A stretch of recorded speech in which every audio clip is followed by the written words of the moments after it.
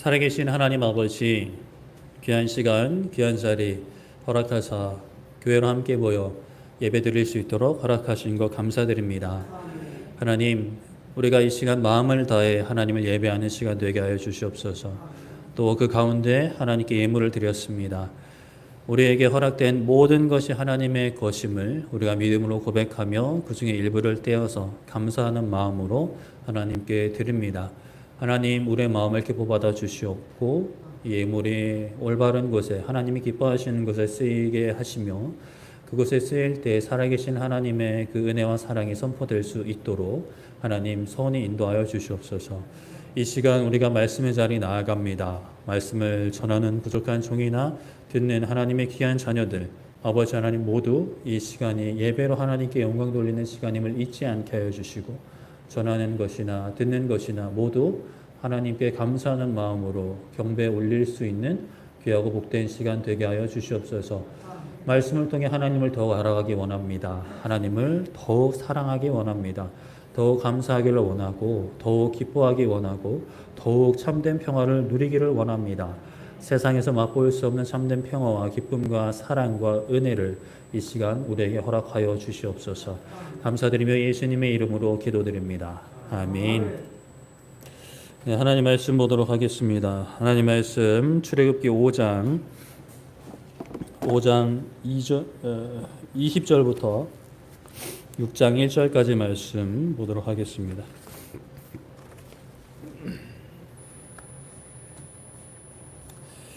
출애굽기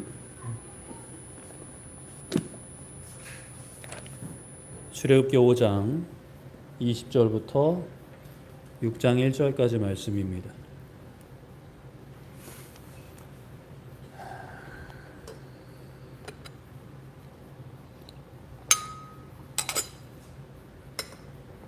출애굽기 5장 20절부터 6장 1절까지 말씀 한 절씩 교독하도록 하겠습니다. 그들이 바로를 떠나 나올 때에 모세와 아론이 길에 서 있는 것을 보고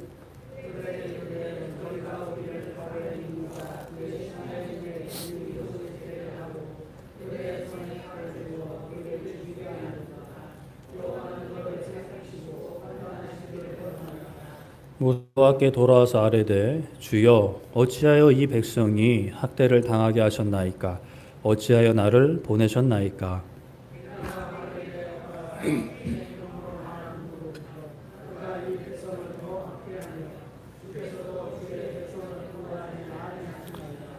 여호와께서 모세에게 이르시되 이제 내가 바로에게 하는 일을 내가 보리라.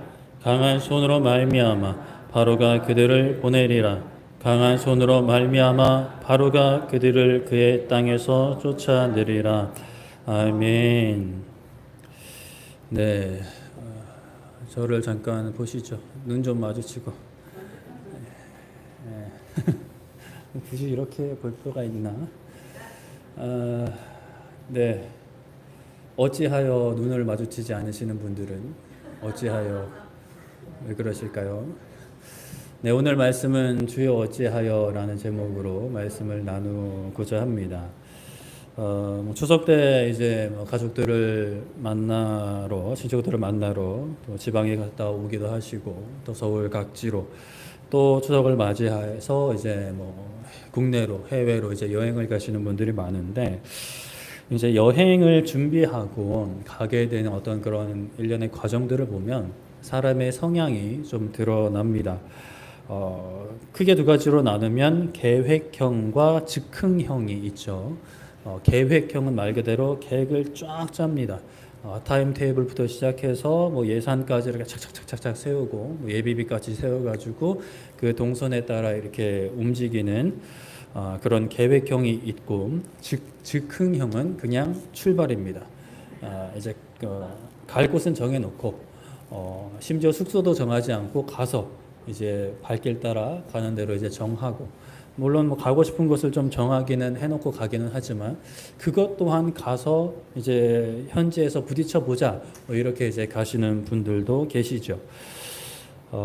즉흥형의 끝은 이제는 연예인이라고 할 수 있는 기안84의 모습을 좀 볼 수 있는데, 여러분들 뭐 예능을 보셨는지 모르겠지만 그 한 예능에서 그 기안84 그분이 다른 친구들, 동료들과 함께 남미와 이제 인도 여행을 한 그런 예능이 방영이 되었습니다.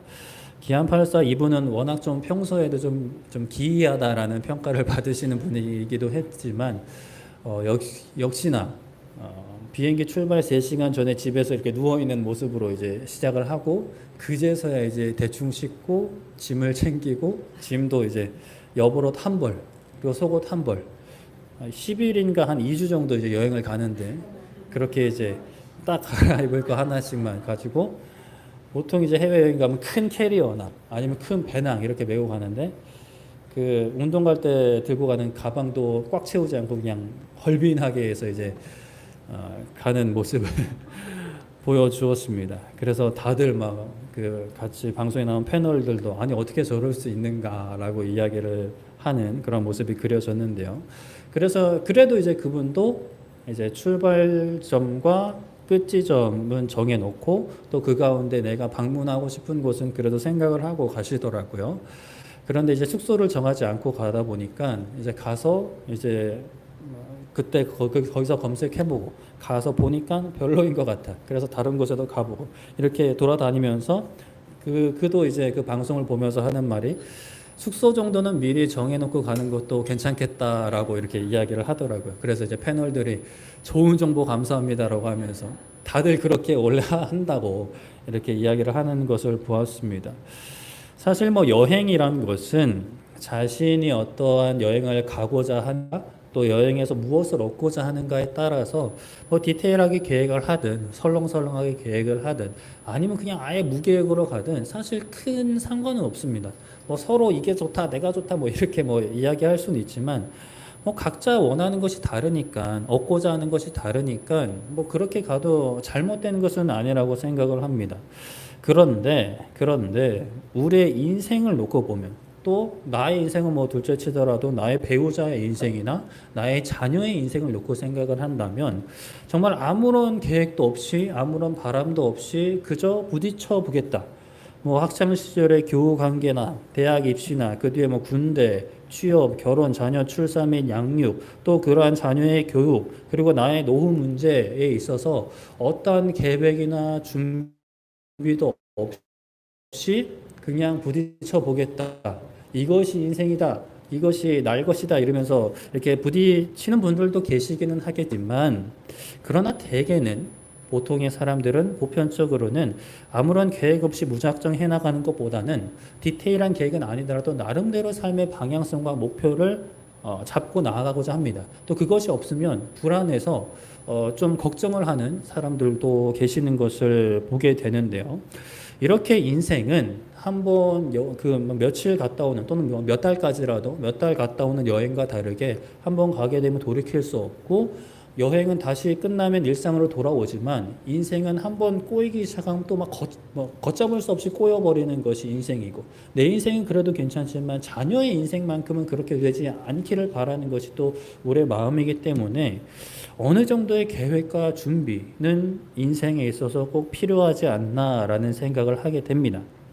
그런데 또 그러한 계획과 어떠한 준비를 함에 있어서 나의 어떠한 생각이나 경험은 너무나 부족하다라는 것을 우리가 현실로 마주하게 됩니다. 그렇기 때문에 그럴 때 정말 이 인생에 대해서 잘 아는 사람, 또 많이 경험해 본 사람, 나의 상황을 깊이 공감해 줄 수 있는 사람이 나의 어떤 멘토나 스승이 되어서 나의 삶에 있어서 인도를 해주고 나에게 이야기를 들어주고 또 심지어 때로는 나와 동행해 준다면 얼마나 힘이 될까, 얼마나 좋을까, 얼마나 편할까라는 생각을 하게 되는 것이죠.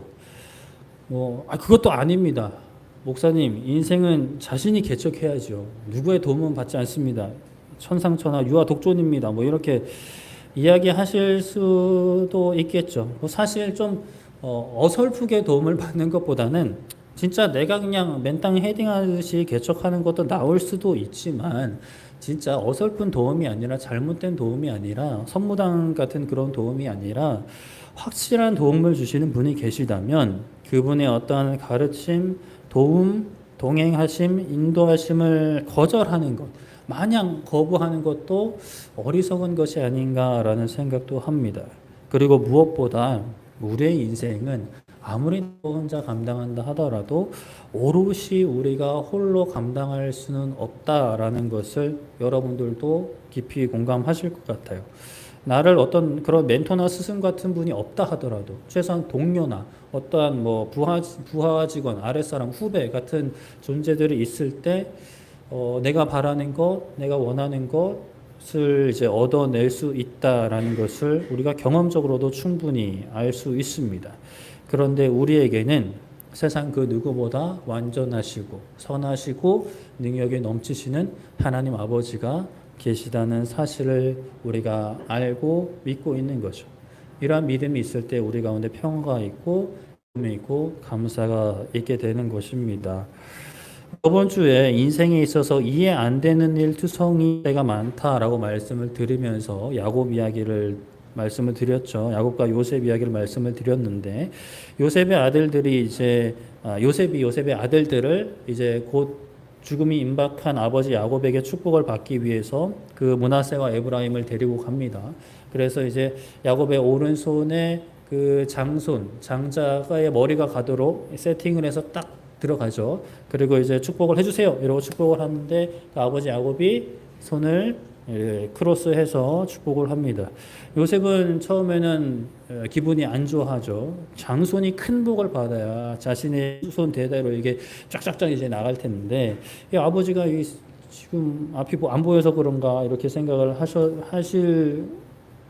해가지고 이제 아버지 아닙니다. 이 손을 왜 이렇게 하십니까? 이쪽이 장손이고 이쪽이 차남입니다. 그러니까 그냥 이대로 뻗으세요라고 이제 하는 거죠. 그때 야곱이 뭐라 그랬죠? 안다 아들아. 여기서는 또 추가해서 안다 내 딸아. 내가 안다라고 이야기를 했죠. 야곱도 아는데 하나님 아버지가 우리의 인생의 고민들, 어려움들, 바라는 것들 이렇게 하는 여러 가지 문제들 다 아신다는 것. 그러나 때로는 야곱처럼 요셉의 기대와는 다르게 하나님이 역사하실 수 있지만 그것이 가장 좋은 길이다라는 것을 우리가 항상 붙잡고 살아야 합니다. 오늘은 이제 모세의 인생을 통해서 하나님께서 우리의 인생을 어떻게 책임지시고 인도하시는가를 좀 살펴보려고 하는데요. 하나님께서 우리의 인생을 책임지시고 인도하십니다. 믿으십니까? 그런데 다양한 이유로 우리는 많은 경우, 많은 순간 그 하나님을 신뢰하지 못하고 인도하심에 순종하지 못할 때가 있는 것 같아요. 저만 그래요? 참 그렇습니다. 저도 막 그럴 때 참 문득문득 그럴 때가 많은데 뭐 그런 이야기는 오후에 하고 오늘 말씀에 등장하는 모세도 그러했습니다. 모세의 인생 뭐 여러분들이 대체적으로 잘 알고 계시라고 생각이 되지만 한번 살짝 좀 훑어볼게요. 모세의 인생도 참 굴곡이 많았습니다. 그가 태어난 시점에 많은 히브리 민족, 이스라엘 민족 남자 아이들이 아무런 잘못도 없는데 죽임을 당했어요. 학살을 당했습니다. 요셉 아까 그 말씀드렸던 요셉이 죽고 한 400년이 흐른 시점이죠. 그러니까 사람들이 이제 애굽 사람들이 요셉에 대해서 잊어버렸단 말이에요. 역사책에서나 볼 수 있는 그 요셉을 잊은 애굽 민족이 점점 이제 히브리 민족 이스라엘 백성들이 많아지니까 이거를 어떻게 좀 출산 저하를 시켜보려고 했는데 안 되는 거예요. 그래서 극단적인 방법을 선택하는 거죠. 그 어린 남자 아이들을 다 그냥 죽이는 거예요. 그래서 이제 남자아이들이 이제 죽어나가는데 그때 태어난 게 바로 모세인 거죠.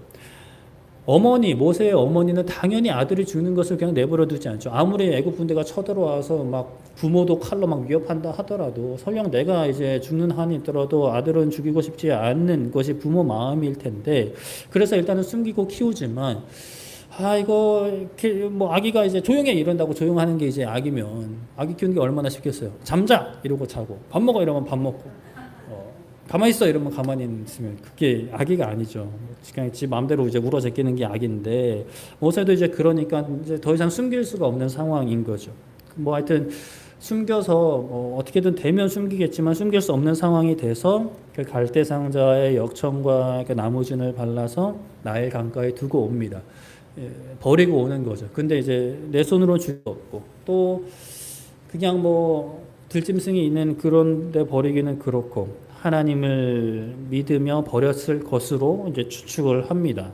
그래서 그러한 상상력을 바탕으로 만든 찬양이 요게벳의 노래죠. 여러분들 들어보셨을 수도 있는데 나중에 한번 링크를 걸어 드리겠습니다. 한번 들어보시길 바라고 그렇게 아기 모세를 강가에 버렸습니다.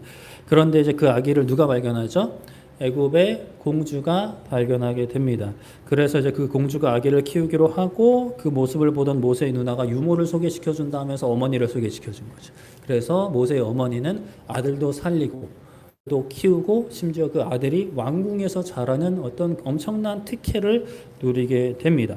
그래서 이제 모세는 그 태어나자마자 그 인생 그래프로 따지면 태어나자마자 막 곤두박질 치다가 다시 엄청나게 이제 올라가는 거예요. 왕궁에서 왕자들과 함께 이제 살아가는 그러한 존재가 됩니다. 그렇게 뭐 나름대로 굴곡이 있겠지만 40년 동안 그 왕궁에서 잘 살아가요. 그런데 그 40살, 40년 되는 해에 다시 한번 인생이 꼬꾸라지게 됩니다. 이제 그때 돼서 이제 자기 민족, 자기가 히브리 민족, 애굽의 왕의 가족들과 함께 살아가지만 자기는 혈통적으로 다르다라는 것을 알고 있었고, 그것으로 인해서 내가 이제는 좀 나의 진짜 민족을 위해서 내가 무엇을 할 수 있을까 고민하며 돌아다니다가 애굽 그 관리가 히브리 민족을 괴롭히는 것을 보고 애굽 관리를 쳐서 죽여버려요. 그래서 이제 나름대로 어떤 이제부터 시작이다 뭐 이런 마음이 생겼을지 몰라요. 그냥 살인이 아니라 이것은 나의 민족을 위한 어떤 전투다, 싸움이다라고 생각했을지 모르는데 그 다음 날 나가서 이제 히브리 사람들이 이스라엘 민족들이 싸우고 있으니까 그러면 안 됩니다. 싸우지 마십시오라고 이렇게 이야기를 했죠. 그랬더니 뭐라 그랬어요? 너가 우리의 재판장이냐? 판사냐? 누가 너를 우리의 뭐 이런 심판으로 세웠냐? 너 뭐냐? 이렇게 이제 나오는 거죠. 자기는 히브리 민족을 위해서, 이스라엘 민족을 위해서 살고자 사람도 죽였단 말이에요. 근데 돌아오는 거는 넌 뭐야? 라는 이제 반응이란 거죠. 그래서 어떻게 해요? 도망치게. 마침 애굽의 바로도 그 사실을 알고 모세를 죽이려고 하니 모세는 도망치는 것밖에 할 수가 없었어요. 그렇게 인생은 곤두박질 치게 됩니다. 살인자가 되어서 도망자가 되어서 미디안이라는 동네로 도망가요. 물론 거기서 이제 아내를 만나게 되고 가정을 꾸리게 됩니다. 그러나 그는 살인자였고 도망자의 정체성을 계속 가지고 40년이라는 세월을 살아가게 돼요.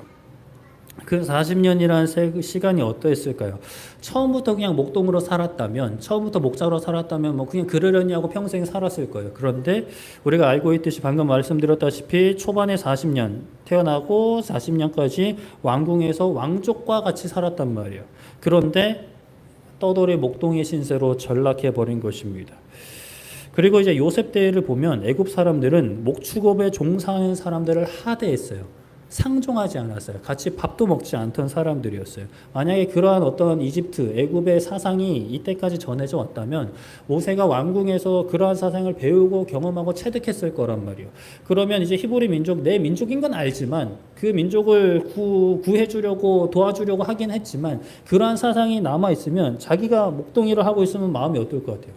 내가 40년 동안 하대했고 천하게 여겨졌던 일을 내가 지금 하고 있는 거예요.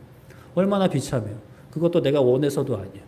이스라엘 민족을 위해서 좀 애써보려고 하다가 사람 죽였고 그런데 히브리 민족, 이스라엘 민족은 나도 거부하고 그래서 그러한 어떠한 패배감과 좌절감과 실패감 속에 살아가는 거죠. 자존감은 날대로 낮아진 상황이었을 것입니다. 그때에 하나님께서 모세를 찾아오시는 거예요. 모세가 어느 날 한 80살 정도 됐어요. 노인입니다. 나이가 많이 들었어요.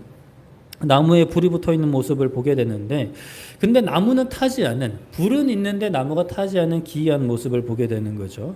우리가 뭐 가스레인지에 이제 가스가 계속 공급되면 불이 이제 살아있지만 가스가 공급되지 않으면 불이 끊어지고 또 장작도 다 타버리면 불이 사그러집니다. 그런데 나무가 타지 않는데 불이 홀로 존재하는 모습을 보게 되는 거죠. 그래서 신기해서 이제 이거 뭐야? 이러고 이제 가까이 가봤더니 하나님께서 그곳에 계셨습니다. 출애굽기 3장 6절에 또 이르시되 나는 너의 조상의 하나님이니 아브라함의 하나님, 이삭의 하나님, 야곱의 하나님이니라. 모세가 하나님 배우기를 두려워하여 얼굴을 가리매라고 말씀을 합니다. 하나님이 딱 나타나셔서 자기소개하시는 거예요. 나는 아브라함과 이삭과 야곱의 하나님이다. 너가 잘 알고 있는, 너도 알지, 너의 조상 아브라함, 이삭, 야곱의 하나님이다. 나는 생뚱맞은 어떤 귀신도 아니고 천사도 아니고 생뚱맞은 신이 아니다. 너의 조상들부터 내가 너희들과 함께 했고 약속했던 그 여호와 하나님이다라고 말씀을 하시는 거예요. 그리고 말씀하시기를 3장 8절에 내가 내려가서 그들을 애굽인의 손에서 건져내고 그들을 그 땅에서 인도하여 아름답고 광대한 땅, 젖과 꿀이 흐르는 땅, 곧 가나안 족속, 헷 족속, 아모리 족속, 브리스 족속, 히비 족속, 여부스 족속의 지방에 데려가려 하노라라고 말씀을 하시는 거예요. 이스라엘 백성들의 고통과 부르짖음을 하나님이 들으셔서 내가 내려간다. 하나님이 내가 직접 간다라고 하시는 거예요. 그런데 10절에 보시면 또 약간 말이 바뀌는데 이제 내가 하나님이 말씀하시는 거예요. 이제 내가 모세 너를 바로에게 보내어 너에게 내 백성 이스라엘 자손을 애굽에서 인도하여 내게 하리라라고 하시는 거예요. 하나님이 직접 가신다고 하셨습니다. 바로 이제 2절 앞에 내가 직접 간다라고 하는데 네가 가 이렇게 하시는 거예요. 모세 너가 내 백성 이스라엘 자손을 애굽에서 하여 내게 하겠다라고 말씀을 하시는 거죠. 아니 방금 전까지 자신이 하신다고 하셨는데 왜 이렇게 말씀을 바꾸시나, 마음을 그때 왔다리 갔다리 하셨나라고 생각할 수 있지만 그것은 아니죠. 이것이 하나님께서 일하시는 방법이십니다. 하나님께서 뜻을 가지고 계획을 가지시고 능력으로 역사를 하시는데 하나님이 직접 초자연적으로 나타나셔 말씀하시는 경우도 계시지만 많은 경우는 일꾼을 세우셔서 그 일꾼을 통해 일하신다는 거예요. 우리야 어떠한 일을 할 때에 우리의 능력이 부족하고 또는 귀찮아서 또는 위에서 시키니까 다른 사람과 함께 일하거나 다른 사람을 시킬 때도 있지만 하나님은 아니시죠. 사실 하나님도 그냥 혼자 하시는 게 편할 거예요. 부족한 우리를 부르시고 우리에게 능력 부어주시고 우리를 통해 하나님의 역사를 이루어 가십니다. 여러분들도 경험적으로 아시죠. 때로는 혼자 하는 게 일이 편하다, 일이 빠르다라는 것을 알고 있습니다. 일이 막 빠릿빠릿한 일손이 좋은 사람은 이제 함께하면 너무 도움이 되지만 하나를 가르쳐도 하나 알까 말까한 사람이랑 이제 일을 한다. 그런 어떤 신입이 내 밑에 들어왔다. 내가 이 사람도 챙기고 교육하면서 내 일도 해야 된다라고 하면 차라리 그냥 혼자 있으면 좋겠다라는 생각이 절로 드는 것이 우리의 마음과 우리의 생각인데 하나님은 굳이 우리를 가르치시고 능력 주시고 이끌어 가시면서 때로는 이제 기다리시면서 이후에 나오지만 때로는 후중도 하시면서 이놈 이러시면서 이제 같이 역사에 가시는 거예요. 그렇게 하나님께서 우리를 부르시고 능력 주시고 알려주시고 기다려 주시는 것이 또 하나님의 은혜입니다. 부족하고 연약한 우리가 하나님의 그 놀라운 역사에 쓰임 받을 수 있다는 그 사실이 정말 한량없이 감사하는 은혜인 것이죠. 그런데 문제는 모세는 이 은혜를 은혜로 받아들일 수 없는 멘탈인 거예요. 그런 믿음의 상태입니다. 이미 말씀드렸다시피 40년 동안 저 지하 동굴 아래에 들어가서 나는 패배자, 나는 실패자 이러고 이제 살았던 거예요. 출애굽기 3장 11절에 이렇게 말씀합니다. 모세가 하나님께 아뢰되 내가 누구이기에 바로에게 가며 이스라엘 자손을 애굽에서 인도하여 내리이까라고 하나님께 대답을 하는 거예요. 하나님, 제가 뭐라고 제가 바로 왕에게 가고 이스라엘 자손을 애굽에서 인도해 내겠습니까? 하나님 아시지 않습니까? 하나님이라면 아실 텐데요. 저는 도망자 신세입니다. 40년이라는 시간이 지나긴 했지만 그때 공소시효가 있는 것도 아니고 바로는 저를 죽이려 했고 심지어 이스라엘 자손들도 누가 너를 재판장으로 세웠냐며 매몰차게 대했는데 그때가 젊었을 때였습니다. 40년 전이었습니다. 40살 때였습니다. 이제 40년이 지났고 저는 이미 노쇠했고 노인이 되었습니다. 이 노인이 된 저를 누가 따르겠습니까? 라고 하나님한테 대답을 하는 거죠. 모세의 대답이 우리의 생각으로는 합리적인 생각입니다. 아니 그런 일을 하실 거면 좀 젊고 쌩쌩한 사람, 아니 20, 30대는 너무 어리다 치더라도 한 40, 50대 정도의 좀 연륜도 있고 좀 힘도 있고 이런 사람을 부르시든가 또 과거에 어떤 범죄 전력도 없는 사람을 이렇게 쓰시던가 왜 굳이 40년 동안 저를 이렇게 미디안에 처박아 놓으셔가지고 지금 와가지고 이렇게 막 힘든 일을 시키려고 하십니까? 라는 마음이 저 같으면 있었을 것 같아요. 출애굽기 3장 12절에 이렇게 말씀하시죠. 하나님이 이르시되 내가 반드시 너와 함께 있으리라. 너가 그 백성을 애굽에서 인도하여 낸 후에 너희가 이 산에서 하나님을 섬길 텐데 지금 이 산에서 섬길 텐데 이것이 내가 너를 보낸 증거다라고 말씀을 하십니다. 걱정 마라 모세야. 내가 너와 함께 갈 거다라고 하십니다. 반드시 너와 함께 있을 거야라고. 너는 애굽에서 백성들을 인도해 낼 것이고 다시 이 산까지 와서 하나님을 나를 섬기게 될 것인데 이것이 내가 너를 보내는 증거야라고 하시는 거예요. 그런데 여기서 좀 약간 이렇게 할 수 있는 부분은 아니 증거라고 하면 지금 당장 내가 마음이 모세는 이제 하나님 말씀을 못 받아들이는 거잖아요. 불안하고 걱정스럽단 말이에요. 그러면 지금 당장 볼 수 있는 증거를 주셔야지 내가 가서 그 힘든 일을 다 겪고 그 많은 사람들 끌고 나온 뒤에 증거를 보여주시겠다는 거죠. 굳이? 아니 거사를 치르기 전에 뭘 보여줘야지 용기를 내서 거사를 치를 텐데 나중에 다 알게 될 거다라고 말씀을 하시는 거예요. 그리고 하나님 혼자 하시면 되지 왜 굳이 저를 데리고 가시냐는 그런 마음이 아직까지 사라지지 않는 거죠. 40년 동안 닫혀있던 마음은 쉽게 열리지를 않습니다. 모세는 계속 피할 공리를 하는 거예요. 하나님, 그러면 제가 가서 하나님의 이름을 이야기할 텐데 하나님의 이름이 무엇이냐고 우리 동족들이 물어보면 뭐라고 답합니까? 라고 여쭤보니까 하나님이 그러면 그때는 이렇게 대답해라. 하나님은 나는 스스로 있는 자다라고 이제 말씀을 하시는 거예요. 이게 원어 번역을 보면은 I am who I am 이렇게 이제 영어로는 번역이 됩니다. 이게 직역하면 나는 나다 뭐 이런 표현이에요. 뭔 소린가 싶을 텐데 이제 보편적으로 해석을 하는 것은 나는 나라는 거예요. 나는 저가 저를 소개하면 나는 아들입니다. 나는 어디에 삽니다. 나는 몇 살입니다. 이렇게 소개를 할 수 있겠지만 나는 나다라는 것은 다른 어떠한 상황이나 존재에 빗대어 나를 드러낼 수 없는 존재라는 거죠. 그러니까 나는 홀로 존재했고 나는 홀로 존재할 수 있는 오로지 스스로 존재하는 그러한 신이다, 창조주이다, 지존자이다 라고 하나님이 말씀을 하시는 거예요.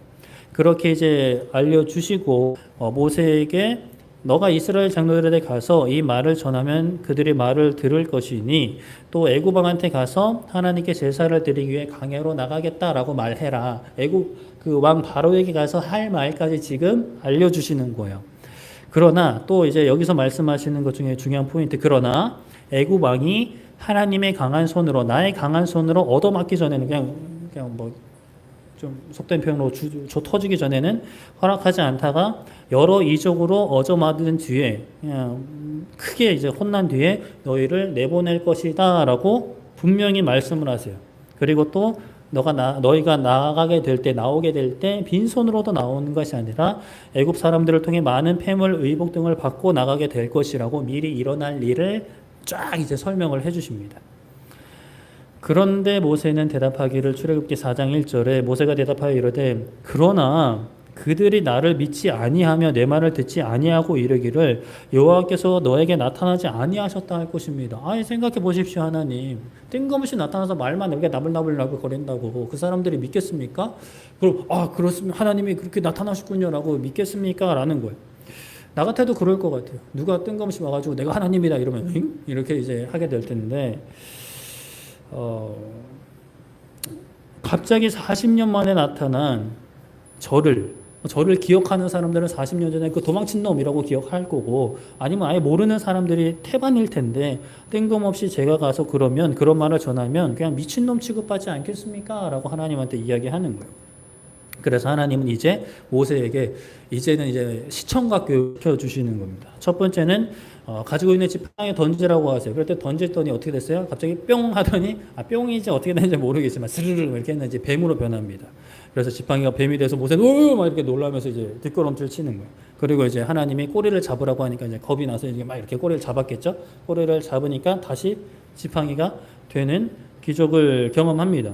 그리고 나서 하나님이 너 손을 옷 속에 넣어보라는 거예요. 옷 속에 넣었다가 빼니까 어떻게 됐어요?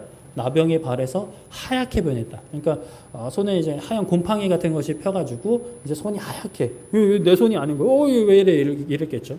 그리고 다시 넣어보라 하니까 다시 넣었다 빼니까 다시 원래의 손으로 돌아와 있는 상태가 되었다라고 말씀을 합니다. 그래서 하나님이 야, 이스라엘 장로들한테 가서 이스라엘 백성들한테 가서 이거 보여주면 믿을 거야. 이거라도 안 믿으면 그때 가서 나일 강물을 퍼다가 땅에 뿌리면 그게 피로 변할 거야. 그러면 그제서는 꼭 믿을 거야 라고 말씀을 하시는 거죠. 이 정도면 모세가 좀 오케이 할 법도 한데 아직까지 모세는 하나님 앞에 그렇게 대답을 하지 못해요. 4장 10절에 모세가 여호와께 아뢰되 오 주여 나는 본래 말을 잘하지 못하는 자니이다.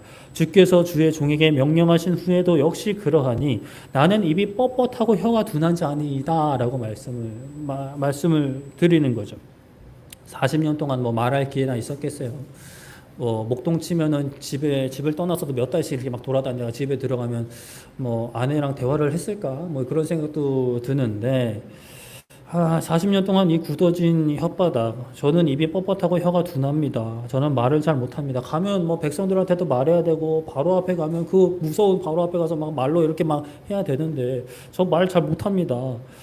슬슬 하나님도 이제 슬슬 열이 받으실만 하죠. 그래도 아직까진 차분하게 말씀을 하세요. 4장 11절 12절에 여호와께서 그에게 모세에게 이르시되 누가 사람의 입을 지었니? 누가 말 못하는 자나 못 듣는 자나 눈 밝은 자나 맹인이 되게 하였니? 나 여호와가 아니냐? 가라. 내가 내 입에 너의 입과 함께 있어서 할 말을 가르쳐 줄 거야. 그냥 입에 넣어 줄 거야. 그냥 그대로 하면 돼. 라고 하나님이 말씀을 하시는 거죠. 그래도 아직 모세는 그래요. 근데 사실 이제 더 이상 핑계 댈 게 없어요. 그래서 솔직하게 이야기하는 거예요. 13절에 모세가 이르되 오 주여 보낼 만한 자를 보내소서. 저 못하겠어요. 그냥 좀 말도 잘하고 나이도 젊고 범죄 이력도 없고 그냥 할 만한 사람 보내세요. 제가 어떻게 합니까? 라고 하는 거죠.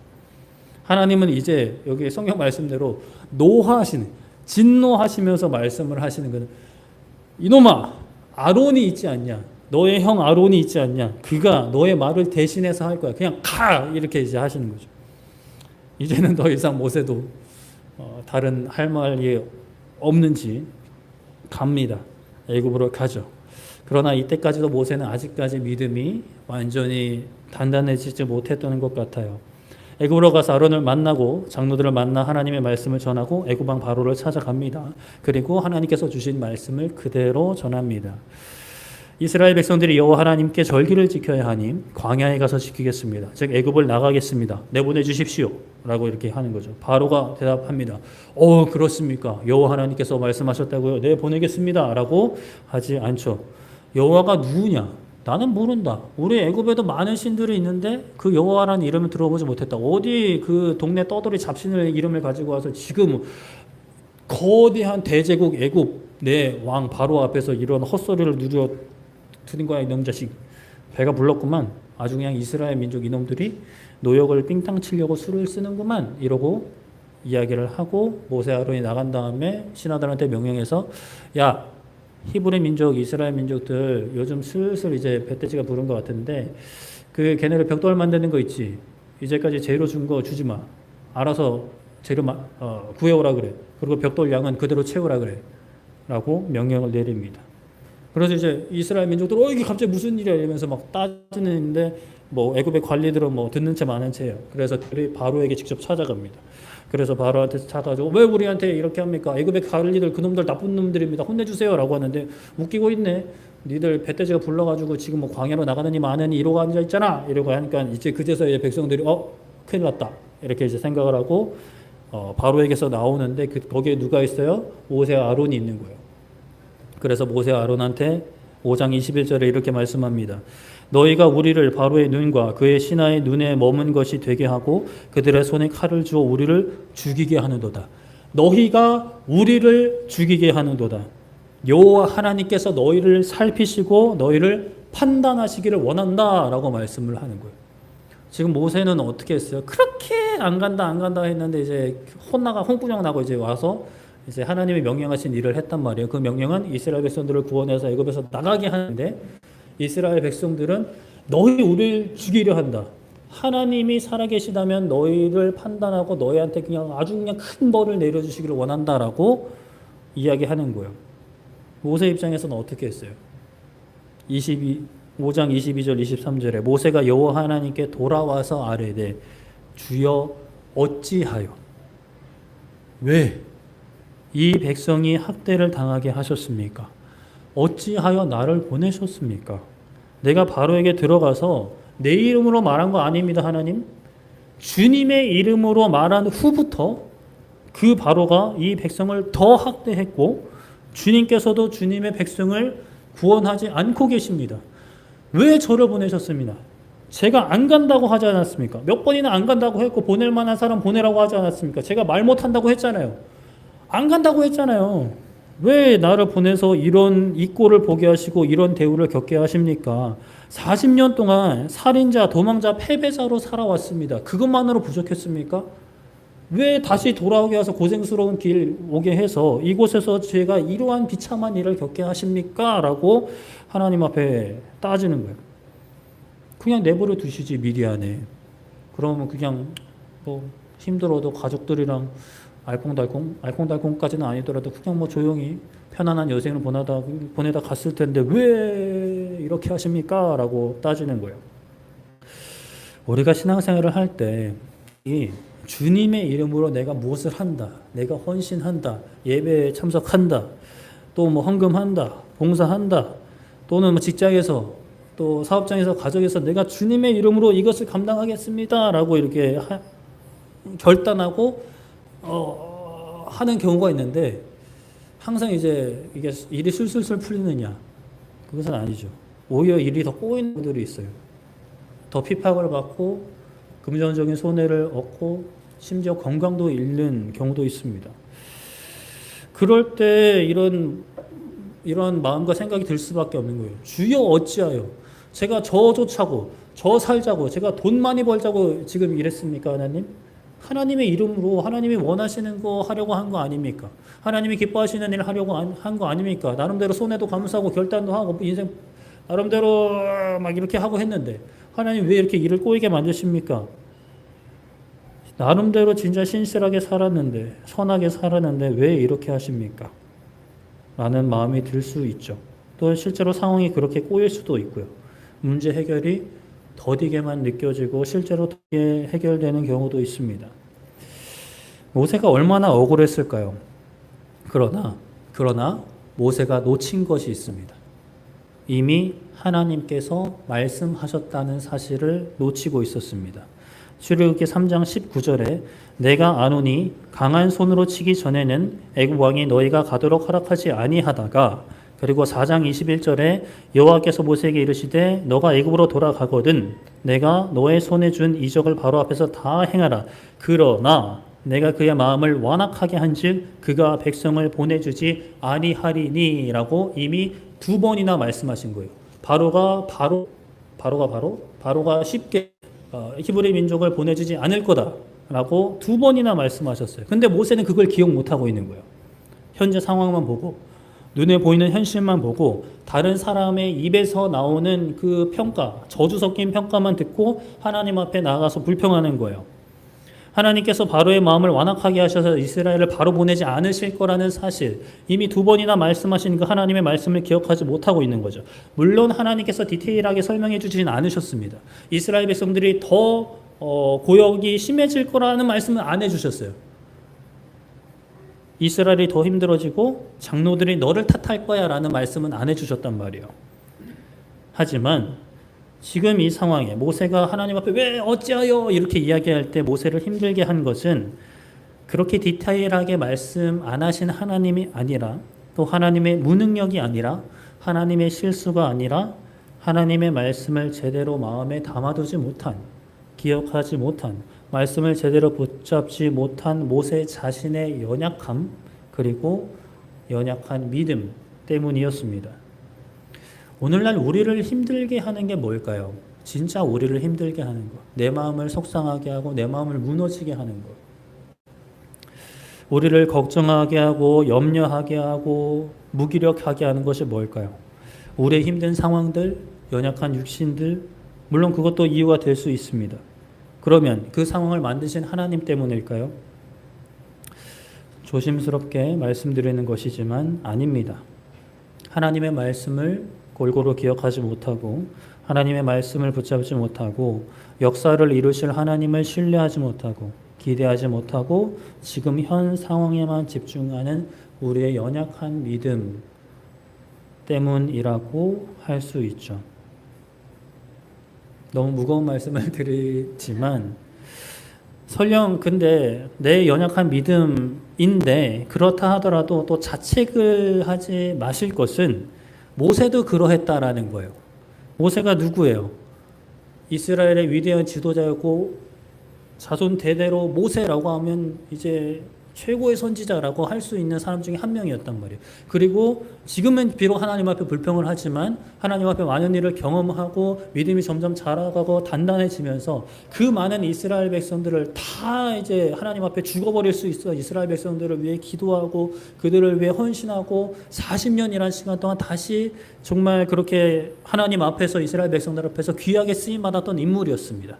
하지만 지금은 아직은 믿음이 연약해서 이런 표현을 했다라는 것이죠. 우리도 지금은 믿음이 연약할 수 있어요. 지금은 믿음이 부족할 수 있어요. 하지만 또 중요한 것은 거기에 안주해서는 안 되는 거죠. 우리의 믿음이 자라나야 합니다. 모세도 자라났던 것처럼 우리도 자라나고 회복해야 되는 것이죠. 현실만 봐서는 안 됩니다. 물론 현실을 제대로 파악해야 하지만 현실 감각 없이 살아가서는 또 안 되지만 말씀을 기억을 해야 합니다. 말씀을 바라봐야 합니다. 말씀도 내가 듣고 싶은 말씀, 기억하고 싶은 말만 기억해서는 안 됩니다. 제가 이제 매주 설교를 올리는데 설교 조회수를 한번 쫙 봤어요, 이번 주에. 그랬더니 어젠가 그저께 저번 주 설교가 조회수가 58회였어요. 누가 이렇게 보는 거지? 라고 싶은데 그리고 그 전주가 한 52회 정도 됐고 그런데 이제 저번 주 설교 제목이 뭐였어요? 나도 안다 아들아 였고 그 전주가 뭐였지? 하여튼 비슷한 내용이었던 것 같은데 그런데 한 5, 6주 전으로 가면 죄에 대한 설교 뭐 경건의 능력 이런 거는 조회수가 한 18, 20 정도 되더라고요. 왜 그럴까라는 생각을 해보게 되는데 이렇게 설교를 이렇게 좀 내가 좀 듣고 싶고 듣기 좋은 말씀, 나에게 위로가 되는 말씀은 좀 들으시고 또 한 번 더 들으시고 이러는데 죄에 대한 내용을 약간 스킵하시고 한 번 듣고 마시거나 뭐 그런 게 아니었을까라는 좀 불편한 생각이 들었는데 우리는 말씀도 물론 내가 필요한 말씀을 더 듣는 것은 나쁜 것은 아니에요. 그러나 우리는 모든 말씀을 균형 있게 붙잡을 필요가 있습니다. 요한복음 16장 33절에 이렇게 말씀합니다. 이것을 너에게 이르는 것은 너희로 내 안에서 평안을 누리게 하려 함이라. 세상에서는 너희가 환난을 당하나 담대하라. 내가 세상을 이기었노라 라고 말씀을 합니다.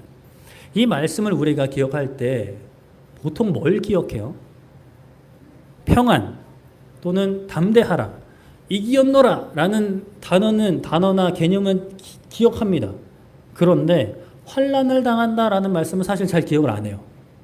그래서 환난을 당하면 어찌하여? 왜? 이렇게 나오는 거죠. 그리스도인이라고 모든 인생이 평탄한 것은 아닙니다. 저도 평탄했으면 좋겠습니다. 아프지 않았으면 좋겠고 뭐 부자까지는 아니더라도 그냥 너무 부족하진 않았으면 좋겠습니다. 그러나 그의 인생이 항상 평탄한 것은 아니에요. 그러나 그렇다고 해서 하나님의 능력이 없는 것도 아니고 하나님이 실수하신 것도 아닙니다. 그러니 우리가 직면한 어려움에 우리가 너무 걱정하고 염려하고 좌절하는 것이 아니라 우리는 말씀을 붙잡고 기도해야 하는 것이죠. 걱정, 염려, 불안, 불평 같은 것이 생기려고 하면 이건 하나님이 주신 마음이 아니야. 성령님이 주신 마음이 아니야. 썩 꺼져라 라고 뭐 선포도 하시고 아니면 기도도 하시면서 하나님 이 연약한 믿음 도와주셔서 현실만 보지 않고 말씀을 보게 해주세요. 말씀을 통해 역사하시는 하나님을 바라보게 해주세요 라고 기도하셔야 합니다. 로마서 8장 35절에 이렇게 말씀합니다. 누가 우리를 그리스도의 사랑에서 끊으리요? 환난이나 곤고나 박해나 기근이나 적신이나 위험이나 칼이랴 라고 말씀을 하죠. 환난, 곤고, 박해, 기근, 적신, 위험, 칼. 그리고 38절에 넘어가면 사망, 생명, 천사들, 권세자들, 현재 일, 장래 일, 능력, 높음, 깊음, 다른 어떤 피조물이라도 우리 주 그리스도 예수님 안에 있는 하나님의 사랑에서 끊을 수 없다라고 말씀을 합니다. 하나님의 사랑에서 끊을 수 없다는 것이죠. 그러나 실상 우리가 환난이 닥치고 공고가 닥치고 기근이 닥치고 현재 일이나 장래 일로 인해서 걱정이 생기고 염려가 생기는 그 이유 중에 하나는 하나님이 살아계신가? 하나님이 나의 기도를 응답하시는 건가? 분명히 이것을 주실만 한데 하나님이 진짜 나를 사랑하신다면 이런 환난에서 벗어나게 하셔야 되는데 기근에서 벗어나게 하셔야 하는데 현재 일도 잘 풀리고 미래 일도 잘 풀려야 하는데 왜 내 인생은 이러지? 라고 생각이 들면 하나님이 과연 나를 사랑하시나라는 생각이 드는 거예요. 그 생각은 말씀에 근거한 생각이 아니라는 거죠. 어떤 상황에서도 그 가운데서도 설령 그것으로 인해서 내 생명이 끊어진다 하더라도 하나님의 사랑은 끊어진 게 아니라는 거죠. 하나님의 역사는 끊어진 것이 아니고 영원한 하나님의 나라까지 우리의 인생의 여정은 영혼의 여정은 계속된다는 사실을 우리가 분명히 기억을 해야 합니다. 하나님 아버지께서는 그렇게 우리를 끊을 수 없는 사랑으로 사랑하시고 우리의 삶을 책임지십니다. 그분은 완전하신 하나님입니다. 선하신 하나님이십니다. 말씀을 정리하겠습니다. 자, 정신을 차려보세요. 모세는 위대한 지도자였습니다. 백성들이 때로는 툴툴거리기도 했지만 그래도 믿고 의지하는 지도자였고 그 어렵고 힘든 기간 그래도 백성들을 살리려 기도하고 하나님과 그 못난 백성들 사이에서 다리 역할을 잘 감당했었습니다. 그래서 백성들이 이제 모세가 죽었을 때 정말 며칠이나 애곡하면서 통곡을 했죠. 그러나 그런 모세도 마음이 무너졌을 때가 있었습니다. 믿음이 약할 때가 있었다는 거예요. 자그마치 40년이란 시간이었습니다. 실패자, 패배자, 도망자, 살인자였습니다. 그래서 하나님께서 부르실 때, 가라 하실 때 저는 안 됩니다, 못 갑니다, 못 합니다. 보낼 자를 보내소서라고 발버둥 쳤습니다. 그래서 결국에는 이놈 하고 이제 혼나고 이제 가게는 되죠. 그래서 결국 가긴 갔는데 오히려 일은 더 꼬였어요. 일은 더 꼬이고 같은 편 사람들한테도 욕을 먹는 상황입니다. 심지어 무슨 욕을 해요? 어떻게 비난해요? 하나님이 너를 판단하실 거다라는 거예요. 내가 하나님의 명령으로 이렇게 왔는데 하나님의 명령에 순종하고 있는데 하나님이 너를 판단하실 거다라고 이야기하는 거죠. 모세도 말씀을 기억하기는 했어요. 아예 전혀 생판 말씀을 기억 못한 게 아닙니다. 하나님께서 이스라엘을 애굽에서 건져내겠다라는 하나님의 말씀은 기억을 했어요. 그런데 바로를 강한 손으로 패서 혼꾸녕 낸 다음에 건져낸다라는 그 말씀은 기억을 못한 거예요. 말씀을 다 기억을 했어야 되는데 이것만 기억하고 저거는 기억을 못한 거죠. 그래서 어려운 현실이 닥쳤을 때 눈이 어두워졌고 판단력이 흐려졌습니다.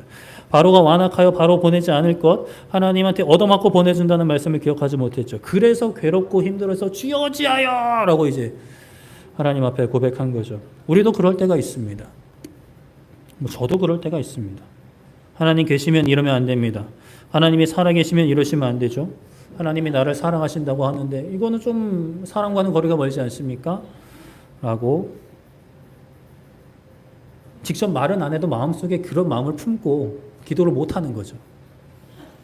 그러나 그것은 우리가 말씀을 다 기억하지 못하거나 현실만 보고 때로는 현실이 너무 거대하니까 현실이 너무 힘드니까 말씀을 놓쳤을 확률이 큽니다. 우리는 말씀을 붙잡아야 합니다. 요한복음 16장 33절 이것을 너에게 이르는 것은 너희로 내 안에서 평안을 누리게 하려 함이라. 세상에서는 너희가 환난을 당하나 담대하라. 내가 세상을 이기었노라.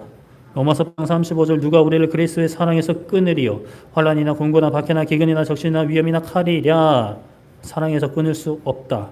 로마서 8장 28절 우리가 알거니와 하나님을 사랑하는 자 곧 그의 뜻대로 부르심을 입은 자들 그 모든 가정과 그 모든 교회에게는 모든 것이 합력하여 선을 이루느니라.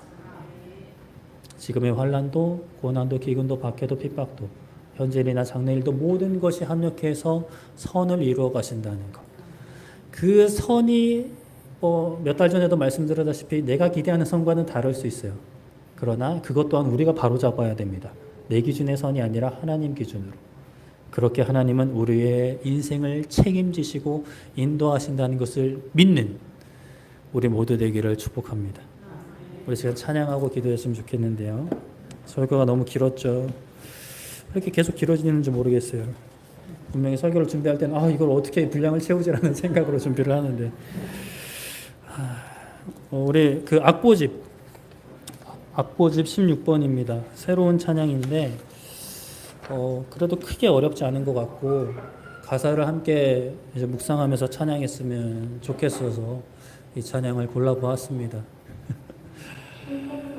하나님께서 우리를 부르셨을 때는 우리를 교회로 부르셨을 때 그리스도인으로 부르신 데는 후회하심이 없다. 실수가 없다. 아차차 이런 게 없다라는 거죠. 저는 실수할 수 있어요. 그러나 하나님은 실수하지 않으십니다. 그 하나님을 신뢰하며 믿음감에 함께 찬양하고 기도하기를 원합니다.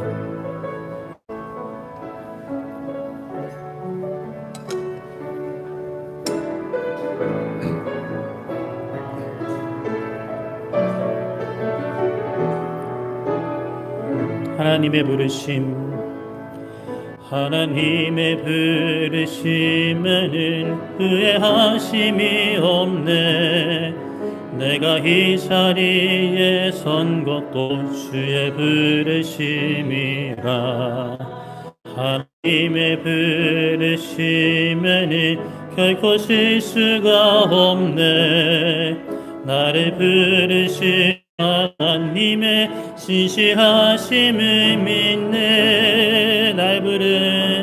날 부르신 뜻 내 생각보다 크고 날 향한 계획 나의 지혜로 증량 못하나 가장 좋은 길로 가장 완전한 길로 오늘도 날 이끄신 믿네. 하나님의 부르심에는 후회하심이 없네. 내가 이 자리에 선 것도 주의 부르심이라. 하나님의 부르심에는 결코 실수가 없네. 나를 부르신 하나님의 신실하심을 믿네. 날 부르신 뜻 내 생각보다 크고 날 향한 계획 나의 지혜로 증량 못하나 가장 좋은 길로 가장 완전한 길로 오늘도 날 이끄신 믿네. 2절 한번 해볼게요. 작은 나를 부르신 뜻을 나는 할 수 없지만 오직 감사와 순종으로 주의 길을 가리라. 때론 내가 연약해서도 주님 날 도우시니 주의 놀라운 그 계획을 나는 믿으며 살리. 날 부르신 뜻 내 생각보다 크고 날 향한 계획 나의 지혜로 증량 못하나 가장 좋은 길로 가장 완전한 길로 오늘도 날 이끄심이 날 부르신 뜻 내 생각보다 보다 크고 날 향한 계획 나의 지혜로 증량 못하나 가장 좋은 길로 가장 완전한 길로 오늘도 날 이끄심 믿네.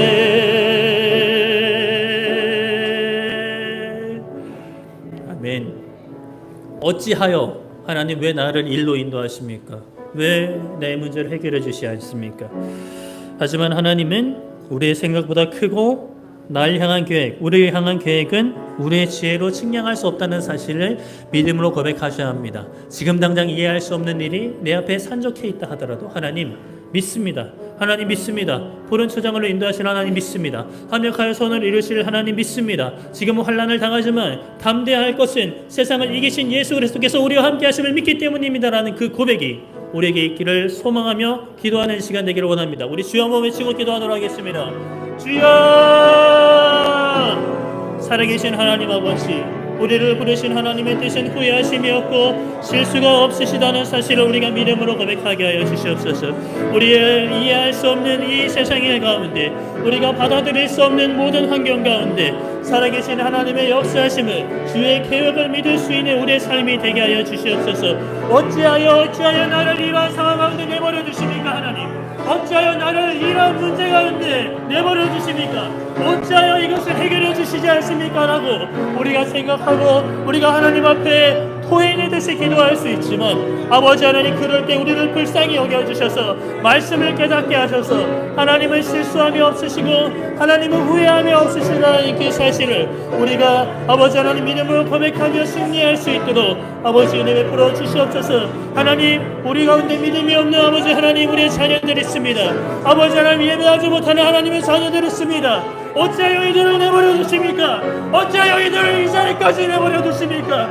어찌하여 이들에게 믿음을 허락해 주시지 않습니까? 라고 우리가 고백을 하고 기도하지만 아버지, 우리는 하나님의 계획을 다 할 수 없고 하나님의 뜻을 알 수 없사오니 아버지 하나님, 우리가 좌절하지 않고 아버지 하나님, 우리가 포기하지 않고 기도로 하나님께 나아가 하나님의 뜻을 구하는 우리의 삶이 되게 하여 주시옵소서. 어찌하여 우리 교회를 이 자리까지 그냥 내버려 두십니까? 어찌하여 우리를 맹하는 배들과 같이 내버려 두십니까? 라는 이 고백이 우리 가운데 있지만 다시 한번 하나님을 신뢰함으로 일어나 나가 기도함으로 담대히 나아가 승리하는, 믿음으로 승리하는 우리의 삶이 되게 하여 주시옵소서.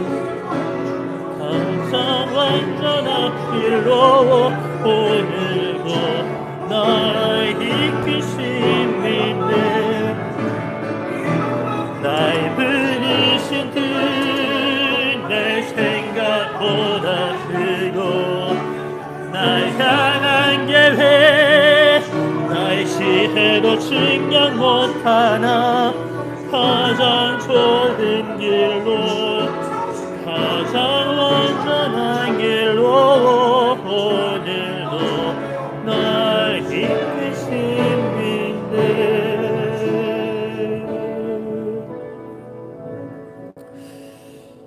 살아계신 하나님, 우리의 기도를 들으시고 우리의 부르심에 후회가 없으시고 실수가 없으신 하나님, 우리의 인생을 책임지시는 하나님 앞에 기도합니다. 우리의 믿음이 연약하여 하나님, 때로는 우리가 하나님 앞에 아니면 기도하지 못하고 마음속으로 어찌하여 하나님 우리를 왜 이런 환경 가운데 내버려 두십니까? 어찌하여 이 문제 왜 해결해 주시지 않습니까? 어찌하여 우리 자녀들 왜 그냥 내버려 두십니까? 어찌하여 예배 자리에 나오지 못하게 하십니까? 라고 하나님 앞에 기도하고 토해내듯이 하나님 앞에 불평할 수 있지만 아버지 하나님, 모세도 그러했을 때 하나님께서 말씀해 주시고 인도하여 주시고 역사해 주신 것처럼 아버지, 우리의 삶도 인도하여 주시옵소서. 우리의 가정도 인도하여 주시옵소서. 우리 교회도 인도하여 주시옵소서. 우리의 자녀들도 아버지 인도하여 주시옵소서. 선한 길로 인도하여 주시기를 원합니다. 이 세상의 부귀 영화를 위해 살아가는 삶이 아니라 하나님께서 허락하신 이 믿음의 길, 생명의 길을 향하여 다름닥질하는 하나님의 사람들, 하나님의 부르심을 입은 하나님의 백성들이 되게 하여 주시옵소서. 하나님, 우리가 눈에 보이는 환경에 우리가 집착하지 않게 해 주시옵소서. 그것으로 인해서 하나님의 말씀을 망각하고 하나님의 능력과 하나님의 계획을 바라보지 못하는 안타까운 일이 더 이상 반복되지 않도록, 혹여나 잠깐 우리의 믿음이 연약해져서 하나님의 말씀을 붙잡지 못했더라면 아버지 하나님 깨닫게 하여 주셔서, 성령 하나님의 역사를 통해 깨닫게 하여 주셔서 다시 한번 말씀을 바라보며 일어나 나아가는 우리의 교회, 우리 가정, 우리의 삶이 되게 하여 주시옵소서. 감사드리며 예수님의 이름으로 기도드립니다. 아멘.